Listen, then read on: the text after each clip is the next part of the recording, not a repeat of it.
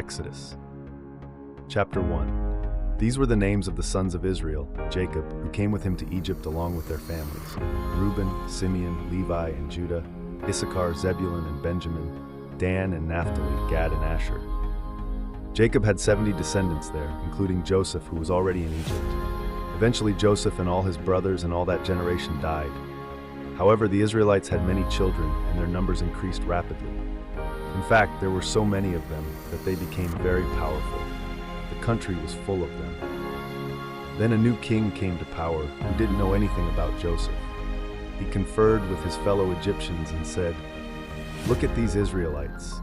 There are more than them than us, and they're more powerful than us. We've got to make plan to deal with them before they become so many that if there's a war, they'll side with our enemies and fight us and flee the country." So the Egyptians made them do forced labor and put taskmasters in charge of them. They used them to build the storage towns of Pithom and Ramesses. But the more the Israelites were mistreated, the more they grew in numbers and spread out, and the more the Egyptians detested them. The Egyptians worked the Israelites brutally, making their lives a misery. They made them do hard labor, building with mortar and brick, and all kind of heavy work in the fields. In all of this hard labor, they treated them brutally.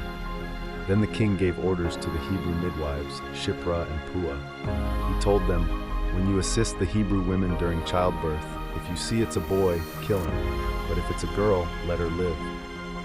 But because the midwives revered God, they didn't do what the king of Egypt had ordered. They let the boys live as well. The king of Egypt called the midwives in and demanded to know, "Why have you done this, letting the male children live?" "Hebrew women aren't like Egyptian women," the midwives told Pharaoh. "They give birth more easily. They have them before we midwives arrive." God treated the midwives well, and the people increased in number, so there were even more of them. Because the midwives revered God, he gave them families of their own. Then Pharaoh issued this order to all his people: "Throw every Hebrew boy that's born into the Nile, but let every girl live."